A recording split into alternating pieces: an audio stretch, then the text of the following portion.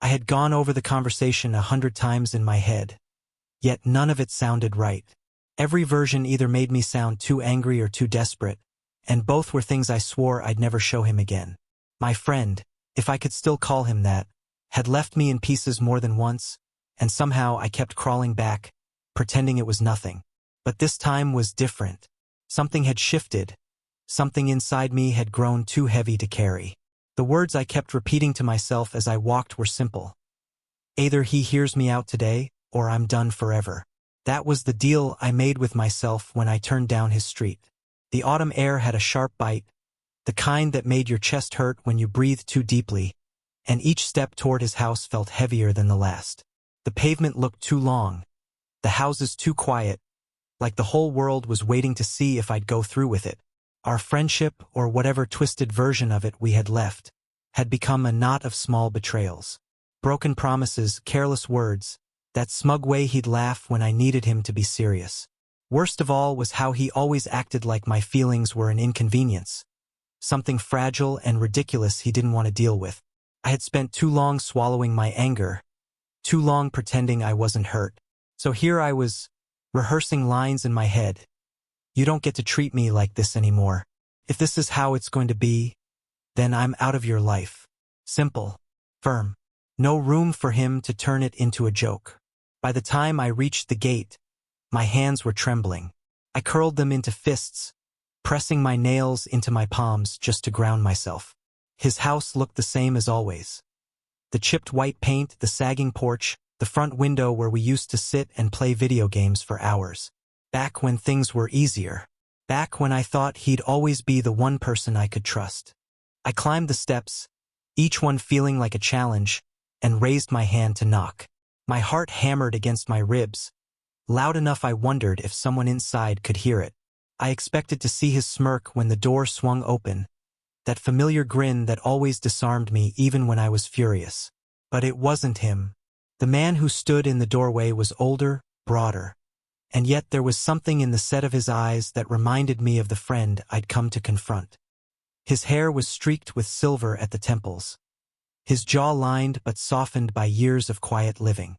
There was a steadiness about him, but beneath it, something else, loneliness, like a faint shadow no one bothered to notice.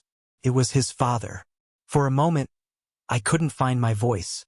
The speech I had prepared, all my anger and resolve, collapsed the instant I realized who I was facing. He raised his brows in polite curiosity. "You're here for him, aren't you?" "Yes," I said, my throat dry. "Is he home?" A pause, then a shake of the head. "No, he stepped out earlier. Might be a while before he's back." His tone carried no judgment, no surprise, just a calm acceptance that left me unsteady. I nodded, fumbling for a response, already turning slightly as if to leave. I hadn't prepared for this. I hadn't thought about the possibility of anyone else answering that door, let alone his father. This was supposed to be between me and my friend. Private. Controlled. "You can come in and wait if you'd like," his father said suddenly. The words landed heavier than they should have. There was no insistence, no push, just an open invitation, quiet and almost gentle. For a second, I thought about saying no, about walking away and saving myself from the awkwardness of sitting in that house without the person I'd come to see. But something in his eyes made me pause. They weren't hard or suspicious, the way most fathers' eyes would be if they found one of their son's friends at the door looking nervous and out of place. His eyes were tired, softened by years of silence, and yet they carried a kind of warmth I hadn't felt in a long time. I hesitated on the porch, my hand tightening around the strap of my bag. Part of me screamed to leave, to run before I got trapped in a conversation I didn't want. But another part, quieter, almost desperate, pulled me forward. "All right," I heard myself say, "just for a bit." He stepped aside, letting me in, and as I crossed the threshold, I noticed the faint smell of coffee lingering in the air. The house was quiet, too quiet, the kind of silence that clings when it's been there for years. Photos lined the walls. Some of his son, younger and happier, others of the family before it fractured. A wife absent from every recent picture. His father led me into the living room. "You can sit," he said, motioning toward the worn sofa. He should be back soon. I sat down, though every muscle in my body remained tense. My plan for the day had already unraveled, and I felt like I was stepping into something I couldn't name yet. His father sat across from me, his posture relaxed but his gaze sharp, studying me with a mix of curiosity and something else I couldn't place. I tried not to look at him too long, but it was impossible to ignore the way the room felt different with him in it. Solid, steady, but touched by an emptiness that pressed against the edges of the silence. That was the first time I noticed it, the loneliness in his eyes, a kind of quiet charisma that wasn't loud or showy, but undeniable. And as I sat there, waiting for a confrontation that would never happen, I had no idea that stepping through that door would change everything I thought I knew about myself, about love, and about where loyalty truly belongs. The living room smelled faintly of cedar and coffee, though neither was fresh. It was the kind of scent that clings to old furniture, to wood polished too many times with the same oil, to years of solitude that never quite get aired out. The curtains were half drawn, letting in a diluted kind of afternoon light that made the room feel suspended in time, like nothing important had happened there for a long while. I sat on the sofa, my hands clasped tightly in my lap, unsure of what to do with myself. My plan had been clear before. Knock on the door, deliver my ultimatum, walk away. Now I was here, in the last place I'd expected, waiting for someone who wasn't going to arrive. Across from me, his father lowered himself into an armchair, the leather sighing under his weight. He moved with a kind of deliberate calm, not hurried, not restless, just present, a contrast to the jitter in my chest. "Coffee?" he asked after a moment, his voice low and even. I nodded, almost out of politeness more than desire. "Sure. Thank you." He got up without another word and disappeared into the kitchen. I heard the click of a cabinet, the steady gurgle of water from the tap, the scrape of a spoon against ceramic. It was domestic, ordinary, yet I couldn't shake the feeling that there was something heavy about the silence between those sounds. My eyes wandered. The walls were lined with framed photographs, most of them a little dusty. Childhood birthdays, awkward school portraits, the odd vacation snapshot. My friend's face appeared in all of them, younger, rounder, grinning in ways he didn't anymore. In some, a woman stood beside him, his mother, but the sequence of years made it obvious. She stopped appearing. The last decade's worth of frames showed only father and son, until even the son seemed to vanish, leaving a handful of solitary landscapes, fishing trips, blurry sunsets. Felt like walking through a museum of absence. When his father returned, he carried 2 mugs carefully, as though the ritual mattered. He handed one to me. The coffee was strong, bitter, the kind that wakes you up and makes you aware of your own heartbeat. "Thank you," I murmured, wrapping both hands around the mug, though it was almost too hot to hold. He settled back into his chair with a small exhale, like he'd been waiting for the moment to finally sit down. "So," he said, not unkindly, "you and my son, still close?" The question landed heavier than it should have. I hesitated, unsure of how much truth to offer. "We were," I said carefully. "Things haven't been good lately." He nodded as if he'd already known. I wondered. He doesn't talk much to me anymore, but I can tell when something's off. He took a sip of his coffee, then set it down on the side table, leaning back. He has a way of taking people for granted. Always has. I froze at that. Hearing someone else say it, hearing his father say it, was like having a thought pulled straight from my chest and spoken aloud. I was hoping to talk to him today, I admitted. Clear the air. Or maybe end things. I don't know. His father studied me for a long moment, not unkindly, just with a quiet intensity. "You care enough to come here. That says something." I gave a short laugh, though it was humorless. "Maybe it just says I'm stubborn." He smiled faintly, and for the first time I noticed the lines around his mouth, etched by years of expressions no one had been around to see. He had a face that looked like it carried too much history, too many unsaid words. We fell into silence again. The kind that wasn't hostile but wasn't comfortable either. The tick of a clock on the wall filled the room, marking each second louder than it should. "So," I ventured, just to cut through it, "do you know when he'll be back?" His father's gaze drifted briefly toward the window. "Hard to say.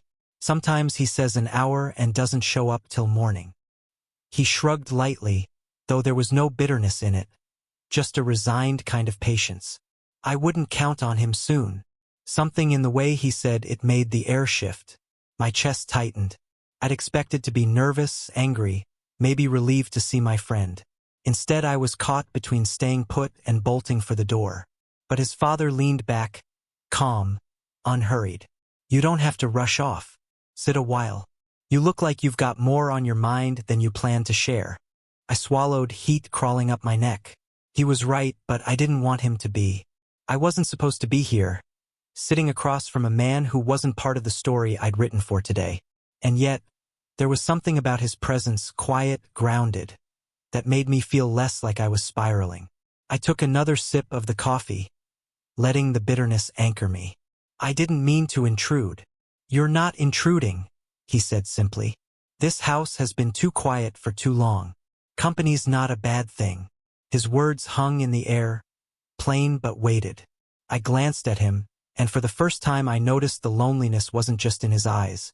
It was in the way his shoulders slumped when he thought no one was looking, in the careful way he carried conversations, as if he wasn't used to them lasting long.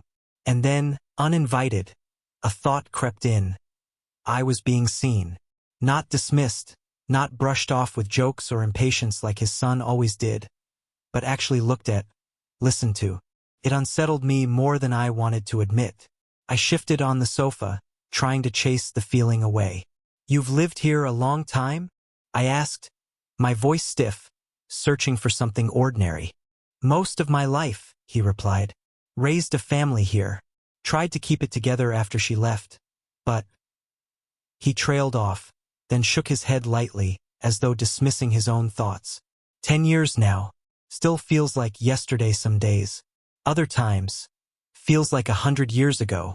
I nodded, unsure what to say. His honesty felt raw, almost too close to something I didn't deserve to touch. He gave me a small smile, not forced, but fragile. "You don't have to answer this, but what happened between you and my son?" The question pressed against me. I should have brushed it off, said it was nothing, but the way he asked, soft, without judgment, made it hard to lie. I stared into my coffee, watching the dark liquid ripple faintly. He stopped treating me like I mattered. That's the simplest way I can put it. His father let out a quiet breath, like he'd expected that answer all along. "I'm sorry," he said, and it wasn't empty politeness. It was the kind of sorry that carried weight, like he meant it in a way his son never could. That was the moment I felt the shift fully. A flicker of something strange, something dangerous.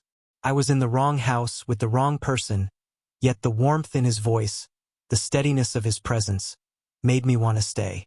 I looked up, meeting his eyes. They held mine for a second too long, steady, unflinching. Not a challenge, not a demand, just attention. And suddenly I realized my heart was beating faster than it had been when I first walked up to the door. I should have felt out of place. I did, but buried beneath the unease was something else I couldn't explain. A pull, subtle and unexpected, like gravity shifting without warning. I wasn't sure if I should lean into it or run before it swallowed me whole. The silence stretched, not uncomfortable now, but charged, like the air before a storm. I sipped the last of my coffee, though it had gone lukewarm, more for something to do than out of thirst. His father sat across from me, studying me with a quiet patience that made it impossible to hide behind small talk. "You're different from most of the friends he's had," he said finally. His tone wasn't suspicious, more observational, like he was noting a truth aloud. I gave a small, humorless laugh. "Different how?" He tilted his head, considering.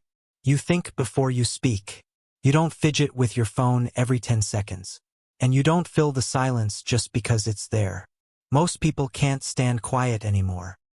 His words unsettled me, not because they were harsh but because they felt strangely intimate, like he'd seen through the shield I didn't know I'd been holding up.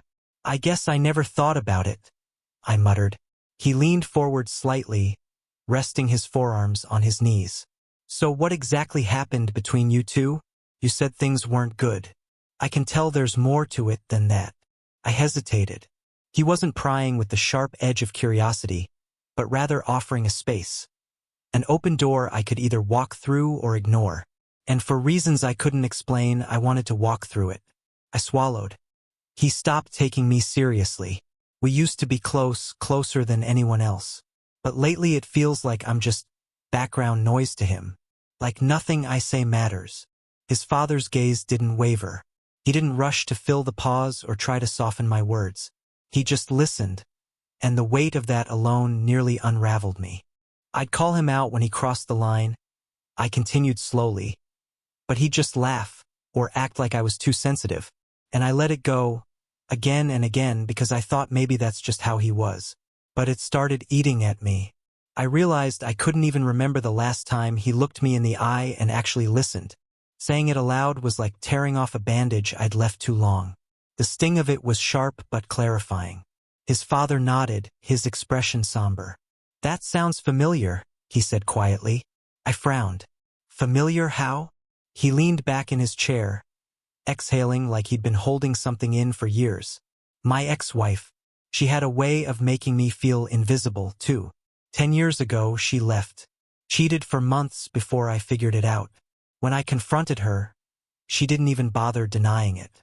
She just said she wanted something more exciting." His voice didn't rise, didn't break, but there was a rawness underneath, an old wound that hadn't fully scarred over. "I'm sorry," I said softly, though the words felt small compared to the weight of what he'd shared. He shrugged lightly, though the gesture was more resignation than indifference. "You learn to live with it, but it leaves a mark. Makes you realize how much you gave to someone who wasn't giving anything back." His eyes flicked to mine, steady and searching. "I hear the same thing in your voice when you talk about him." The room seemed to narrow around us. My chest tightened, not from discomfort but from recognition. Betrayal was a language I hadn't known we both spoke. "I always thought loyalty was enough," I admitted, staring down at the empty mug in my hands. "That if I stayed, if I kept giving, eventually he'd see it. But maybe I was just blind. Maybe I didn't want to face the truth." The honesty slipped out before I could stop it. Normally I guarded myself, never letting anyone see the cracks. Yet here, with him, the words flowed easier than they ever had with my friend. He gave me a look that was both gentle and unflinching. "It's not blindness to hope someone will treat you right. It's human. The mistake is staying after they've shown you they won't." Our eyes met and something shifted. It wasn't just the weight of shared pain. It was the way he saw me, not as someone weak for feeling hurt, but as someone who deserved better. I couldn't remember the last time anyone had made me feel that way. The silence that followed wasn't empty this time. It was thick, charged. His gaze lingered a heartbeat too long, and I felt heat rise in my chest.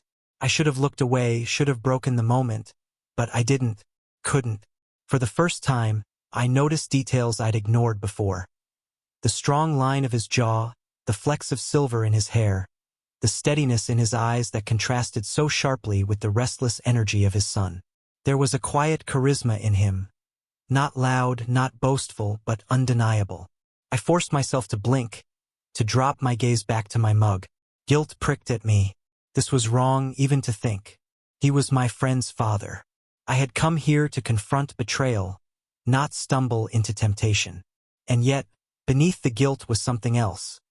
Something I couldn't name but felt in my pulse, in the warmth crawling up the back of my neck. Flattered. That was the word. I felt flattered to be seen, to be listened to with such care. I shifted in my seat, trying to shake it off. "I didn't mean to unload all that on you," I said awkwardly. "I'm sure you didn't invite me in to hear me complain about your son." His lips curved in a faint, almost sad smile. "I invited you in because you looked like you needed someone to listen, and maybe because I needed it too." The admission hung between us, fragile and electric. My chest tightened again, but this time it wasn't from anger or hurt. It was from the dangerous awareness that I wanted to stay, that I wanted to keep talking, to keep peeling back the layers of silence we'd both carried for too long. The clock ticked on, marking seconds that felt stretched thin. Our eyes met again, longer this time, and I felt the world tilt ever so slightly. For years, I had given pieces of myself to someone who never cared to hold them. Now, in the unlikeliest of places, I found myself seen in a way I hadn't thought possible. And though guilt pressed at me, whispering that this was dangerous, my heart answered with something quieter, more insistent. But it feels real. By the time I noticed, the light outside had already begun to fade. The window panes glowed faintly with the last strokes of orange and blue, and the living room seemed to sink deeper into shadow with every passing minute. Neither of us had moved for a long while, and yet the atmosphere kept shifting, subtle, heavier, like the air between us was thickening. I cleared my throat, setting the empty mug on the coffee table.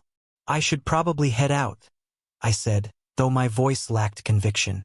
His father's eyes flicked to the darkening window, then back to me. He didn't say anything at first, just studied me the way he had been all evening, with that quiet attention that made me feel like the only person in the room. Finally, he said softly, "You could, but you don't have to rush." The words were simple, but they landed like an anchor, rooting me where I sat. I should have stood up, thanked him for the coffee, and walked out into the cooling night. Instead, I found myself still, my body betraying me, my heart insisting on more time in the silence we shared. He shifted slightly in his chair, leaning closer, not aggressively, not even intentionally perhaps, but enough that I noticed the change in distance. The air between us seemed to hum with something unspoken. "This is wrong," I thought, though the words rang hollow even inside my own head. Wrong, yes, because of who he was. But why, then, did it feel so, right? I rubbed my palms against my knees, restless. "He's not coming back tonight, is he?" I asked finally, my voice breaking the tension only slightly. His father gave a half shrug, eyes lowering for a moment. "He has his own life. He doesn't tell me much anymore. If he said he'd be back soon, I wouldn't put money on it." The casual honesty in his tone was laced with something else. Resignation. 10 years of silence from a wife who had betrayed him, a son who had drifted too far away. And here he was, sharing a quiet room with me, as if the universe had rearranged itself into this unlikely moment. I let out a breath I didn't know I was holding. "Then I guess I can stay a little longer." He smiled faintly, and I felt it ripple through me in a way I couldn't explain. The silence that followed wasn't empty, pressed against me, heavy and alive. We sat there, both of us still, both of us unwilling to name what was hovering between us. My shoulder brushed the arm of the sofa, and when he shifted forward, his hand grazed mine where it rested near the cushion. It was accidental, I told myself, just a brush, nothing more. But the warmth of that touch lingered like a spark, refusing to fade. I pulled my hand back slightly, not in rejection but in self-preservation. My heart raced, betraying the careful calm I tried to keep on my face. "Sorry," he murmured, though his voice carried no embarrassment, just softness. I shook my head quickly. "No, it's fine." But it wasn't fine.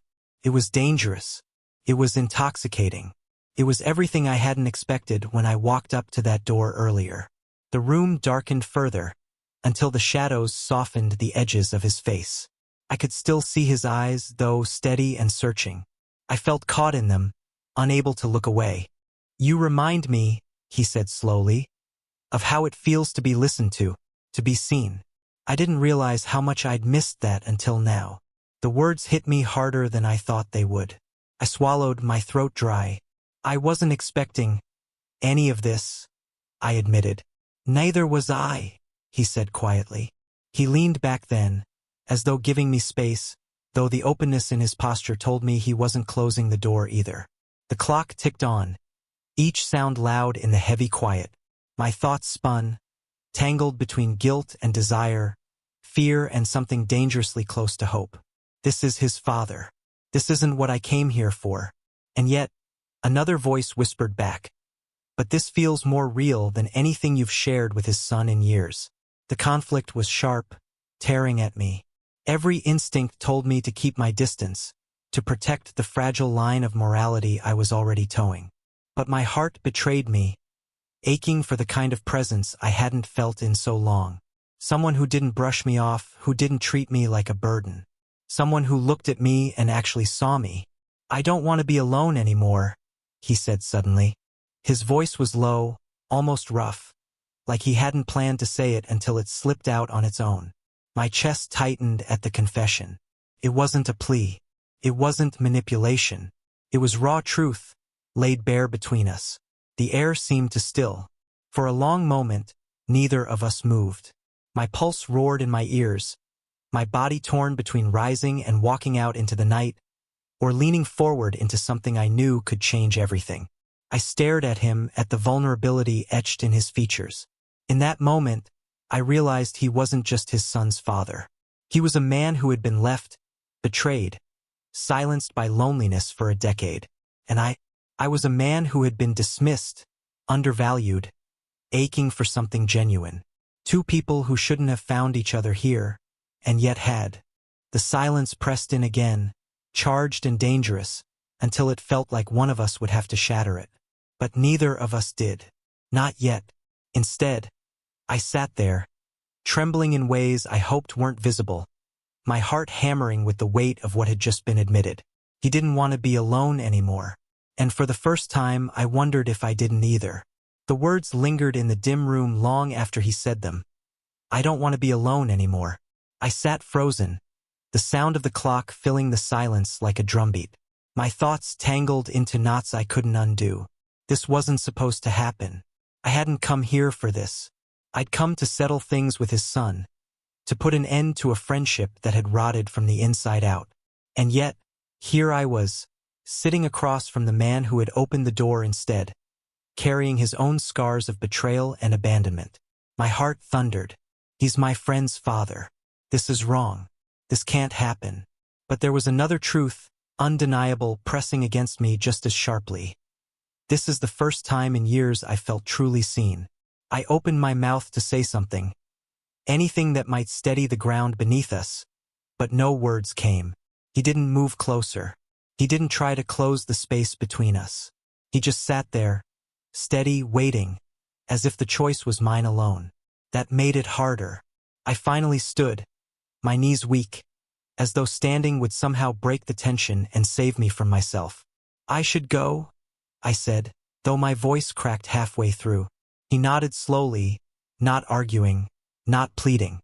"If that's what you want." But something in his eyes betrayed the calm in his voice. A flicker of hope, of fear, of the same loneliness he had confessed. Pinned me where I stood. "I don't know what I want," I admitted, the words escaping before I could stop them. They tasted raw, vulnerable, but true. He rose too, but carefully, as if any sudden movement might push me away. "You don't owe me anything," he said softly. "Not this, not tonight. But if you're here because you need more than silence, I'll listen. I'll be here." The gentleness in his voice undid me. It wasn't hunger or lust I heard, it was need. The kind of need that had nothing to do with bodies and everything to do with hearts that had been starved too long. When he stepped closer, it wasn't a command. It was an offering. His hand brushed mine, barely a whisper of contact, and then he stilled, giving me the chance to pull away. I didn't. My breath shook as I looked up at him. Really looked. The lines of his face weren't hard, but human, softened by years of carrying pain without anyone to share it with. His eyes searched mine, asking silently what words couldn't. And I answered by leaning forward, closing the impossible distance that had been building all night. The kiss was hesitant, almost awkward in its uncertainty. Our lips met and lingered, testing, trembling with the weight of what it meant. It wasn't polished or practiced. It was real, two people fumbling toward something they hadn't expected to find. I pulled back too quickly, guilt slamming into me. "This is wrong," I whispered. My voice shook. "You're his father." His hand cupped the side of my face, steady but not holding me there, only resting, warm and careful. "I know," he said quietly, "and I know what it looks like, but I also know you've been hurt. I see it in you the same way I carry it in myself. If this isn't what you want, you don't have to stay." That choice again. Always the choice. He wasn't pulling me in, he was giving me the space to run. But I didn't run. Instead, I closed my eyes, leaned back into him, and let the kiss find us again. This time slower, deeper, no longer just testing the boundary but stepping across it together. The world narrowed to the warmth of his lips, the careful brush of his hand against my cheek, the trembling pull of my own heart. I'd expected desperation, but what came was tenderness. No rush, no greed, just the fragile, dangerous act of giving ourselves permission to be close. When his hand slid down to rest against mine, fingers intertwining, it felt less like temptation and more like recognition. Like two pieces that had been searching in the dark and finally found each other. We stumbled toward each other, unsure, but unwilling to let go. His arms wrapped around me, strong but not demanding, and I pressed my forehead against his shoulder, breathing him in. "I shouldn't want this," I murmured against him. "But I do." His chest rose and fell under my cheek. "So do I," he whispered back. "More than I should." We kissed again, and the awkwardness melted into something truer. There was vulnerability in every movement, every touch, like neither of us had been touched in years, and now every brush of skin carried the weight of a confession. It wasn't about desire alone. It was about loneliness, about betrayal, about finding solace where neither of us had expected it. His hands trembled when they held me, and mine trembled too, not from fear but from the enormity of what we were giving into. The night unfolded slowly, tenderly. We moved like people afraid the moment might shatter if we weren't careful. Each kiss was cautious, each touch hesitant, but underneath it all was a current pulling us deeper. Not lust, not recklessness, just two people starved for closeness finally fed.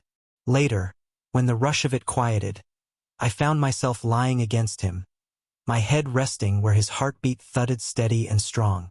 The room was still dark, the clock still ticking, but the silence had changed. It wasn't empty anymore. Guilt pricked at me, sharp and insistent.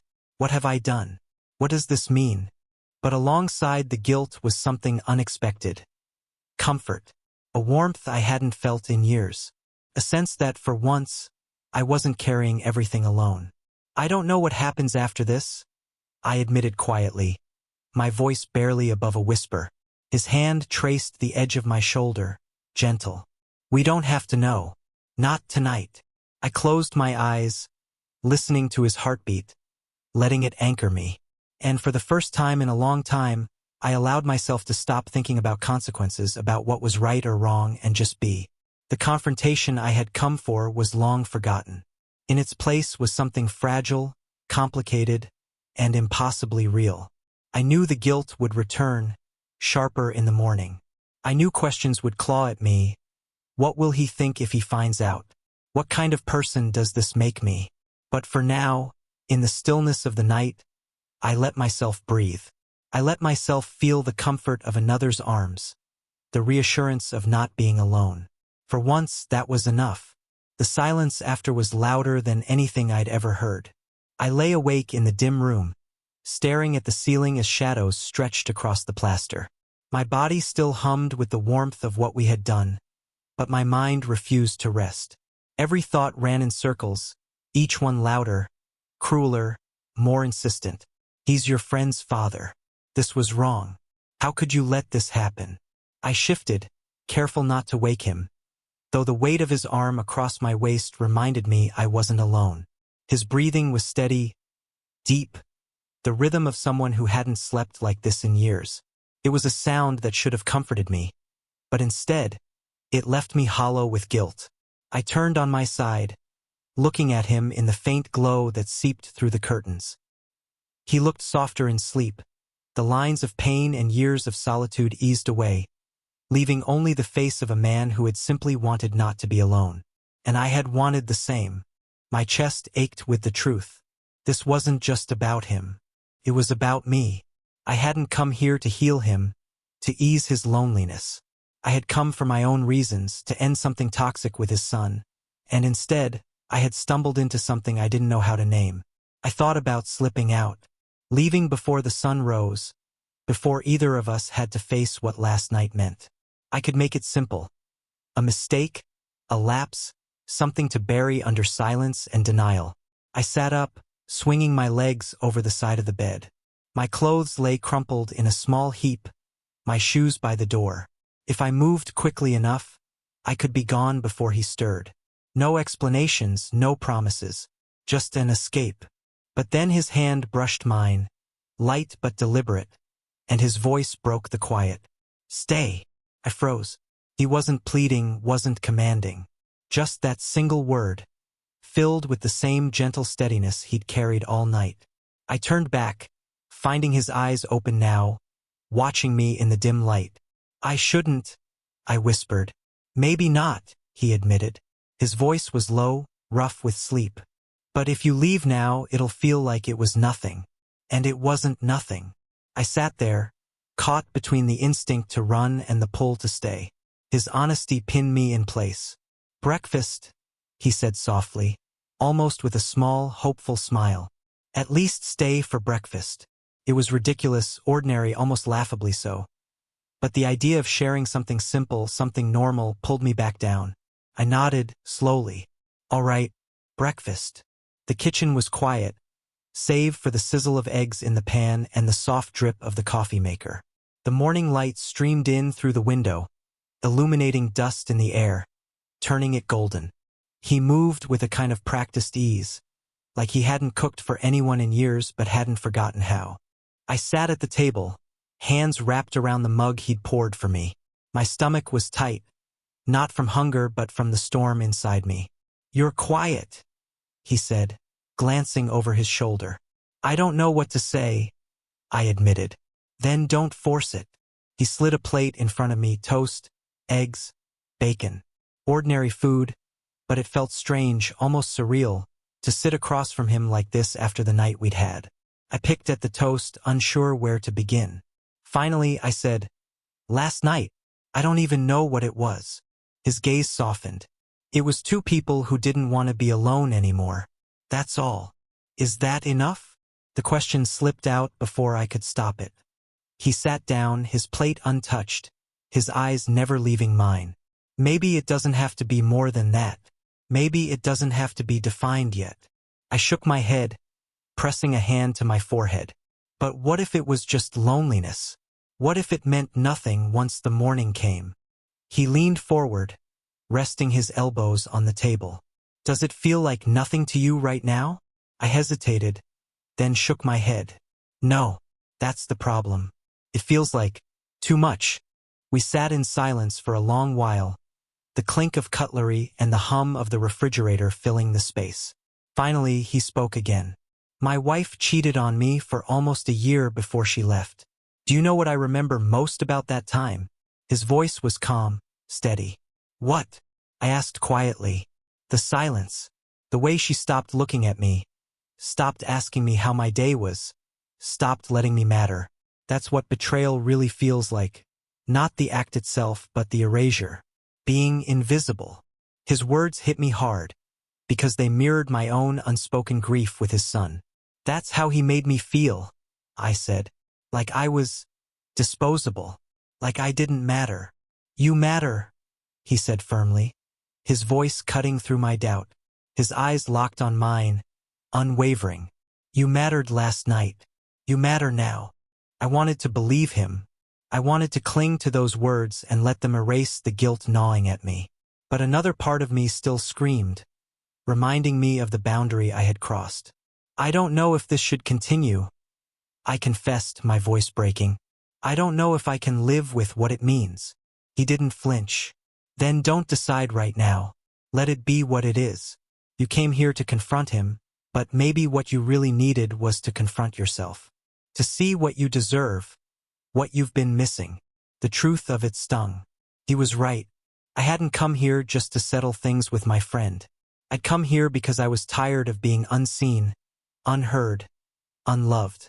And in the strangest, most impossible of places, I had been forced to face that truth. We finished breakfast in near silence, but it wasn't the empty kind anymore. It was heavy, full of questions that didn't have answers yet.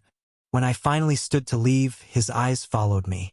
Not demanding, not pleading, just steady, as if he would carry whatever choice I made.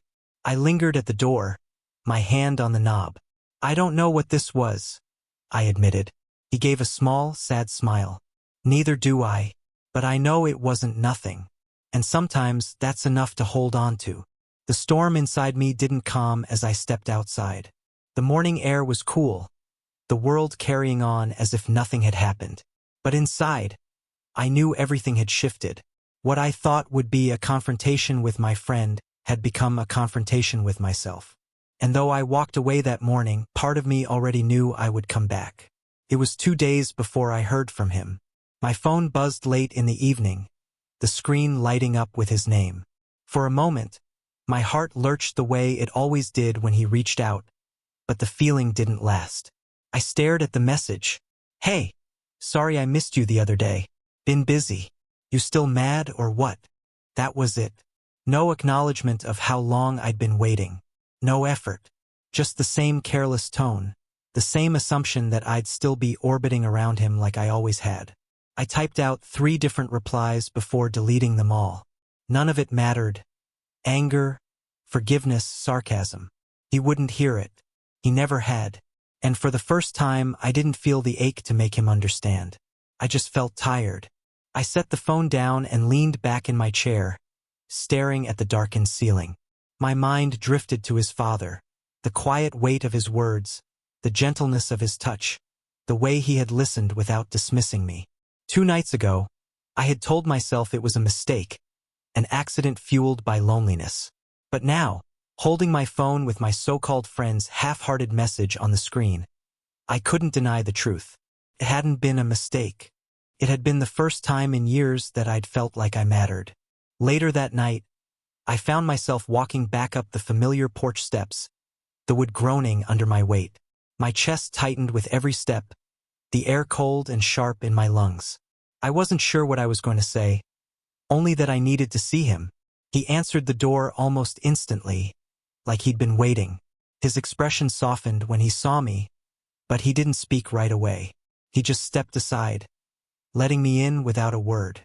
The house was the same, still carrying that quiet stillness, still lined with photographs of absence. But being here again didn't feel strange this time. Felt inevitable.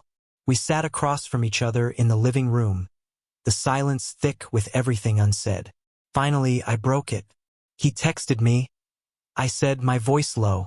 2 days later, just like nothing happened. Like I hadn't been standing at his door trying to decide whether I even belonged in his life anymore. His father listened, eyes steady, waiting for me to continue.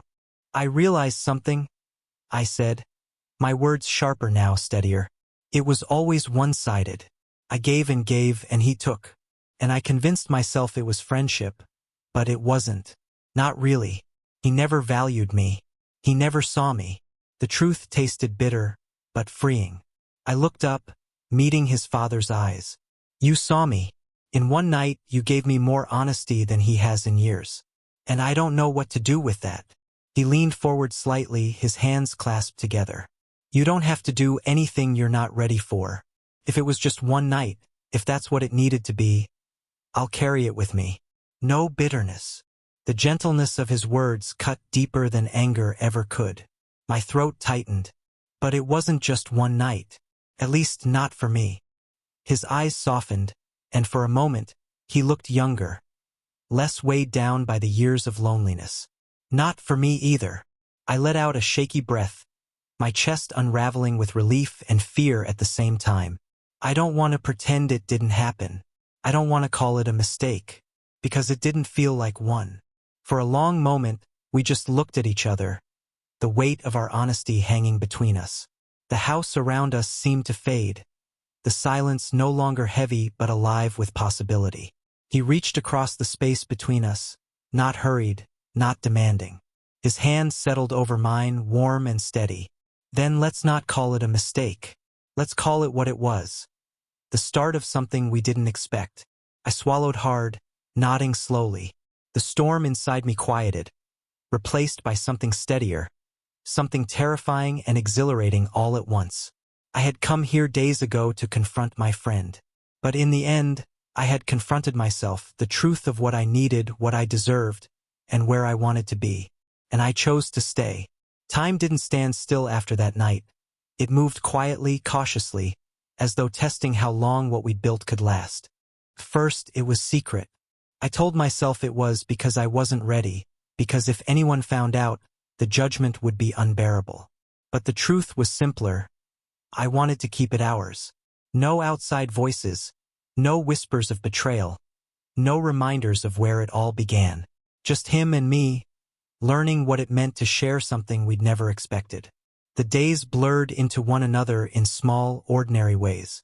I started coming by more often, at first under the excuse of needing to grab something I'd left, or to finally talk things through with his son, though both of us knew that confrontation would never happen. Soon the excuses faded, replaced by a quiet rhythm that felt strangely natural. We cooked together in his kitchen, sometimes in silence, sometimes filling the air with small talk that slipped into laughter. He'd show me recipes he hadn't made in years, dusting off cookbooks that had sat untouched since his wife left. I'd chop vegetables while he stirred the pan, and for the first time, the house smelled of more than loneliness. It smelled like life again.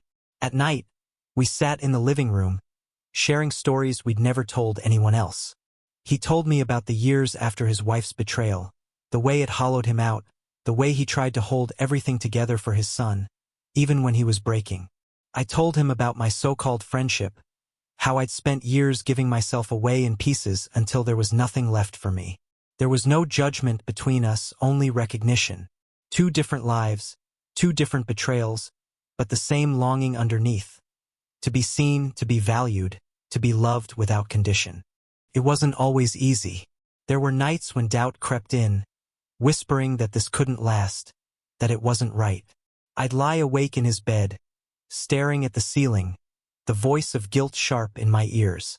But then he'd shift beside me, resting his hand over mine, grounding me with a simple touch.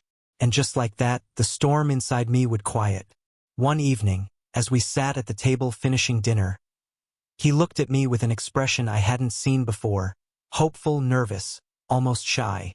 "You know," he said, his fork lingering over his plate, "I didn't expect any of this. Not at this stage of my life. Not like this." I set down my glass, waiting. He met my eyes, steady but vulnerable. "But it feels right, doesn't it?" I swallowed, the weight of his words settling in me. I thought about the night I'd walked to that door, heart burning with anger, ready to end something I thought had mattered. And now, here I was, building something new, something I hadn't believed possible. "Yes," I said softly, "it does." The relief in his smile made my chest ache. As weeks passed, the house began to change. It wasn't obvious, not at first. But little by little, laughter returned to its rooms. The framed photographs no longer looked like relics of the past, but like part of a story that had led to this strange, unexpected chapter. The silence that once hung heavy in the air was replaced by music from an old record player, by the sound of pans clattering in the kitchen, by the hum of conversation that lingered late into the night. I found myself looking forward to the simplest things. His voice calling me into the kitchen, the warmth of his hand brushing mine as he passed me a plate, the way he'd rest his arm against the back of the sofa when we watched television. They were small gestures, but they carried more meaning than any grand declaration ever could. It wasn't the kind of love I had imagined for myself. It didn't come from fireworks or declarations under the stars.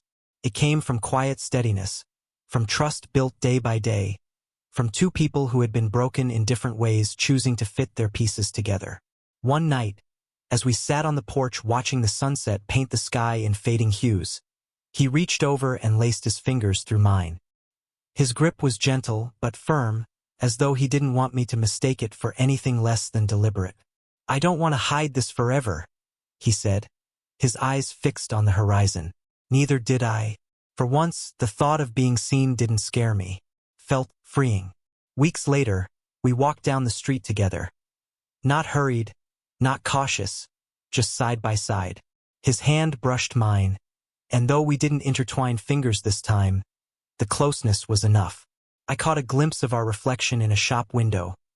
Two men, one older, one younger, walking in step like they'd been doing it all their lives. And for the first time, I didn't feel ashamed. I didn't feel like I had to explain or justify. I just felt whole. He glanced at me, his lips curving into a small smile. "What are you thinking?" I hesitated, then let the words fall, simple and true. That I went to end something that night. But instead, I began something real. His smile widened, and without a word, he reached out and took my hand. This time I didn't let go.